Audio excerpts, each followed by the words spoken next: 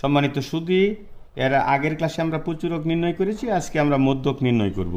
মধ্যকের সূত্র L plus n/2 minus FC by H by FM। এখানে L এর মান 46, n এর মান 56, টোটাল গঠন সংখ্যা বাই 2। FCর মান হলো সর্বোচ্চ শ্রেণীর যে গঠন সংখ্যা আছে তার যোগফল। তাহলে 10 আর 6 16, 16 আর 4 কত 20। FCর মান 20 আর H এর মান হলো শ্রেণী ব্যবধান 5। আর FM এর সর্বোচ্চ শ্রেণীর গঠন সংখ্যা আমরা এখানে দেখতে পাচ্ছি 15। তাহলে 15 এটা যদি ক্যালকুলেশন করি আমরা, তাহলে 46 প্লাস 56 থেকে 56কে 2 দিয়ে ভাগ দিলে 28 মাইনাস 20 বাই 5/15।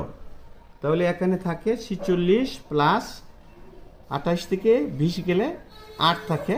তাহলে 5 8 8 ইন্টু বাই কত 15। তাহলে এটাকে যদি আমরা ক্যালকুলেশন করি তাহলে যে মানটা পাবো 46 প্লাস 5 8 40, 40কে যদি আমরা 15 দিয়ে ভাগ দেই তাহলে মানটা দাঁড়াবে 2.66। অর্থাৎ এটার মধ্যক হবে 48.66।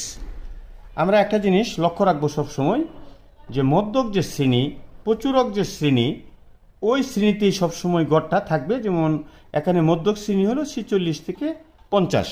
তাহলে আমরা যে মানটা পেলাম 48 থেকে 66 এই শ্রেণীর ভিতরে আছে, সুতরাং আমাদের অঙ্কটা সঠিক হয়েছে। ঠিক প্রচুরকের ক্ষেত্রে যদি আমরা বিশ্লেষণ করি তাহলে আমাদের মানটা আসছে 48.27। এটাও এই প্রচুরক শ্রেণীর ভিতরে বিদ্যমান। ধন্যবাদ।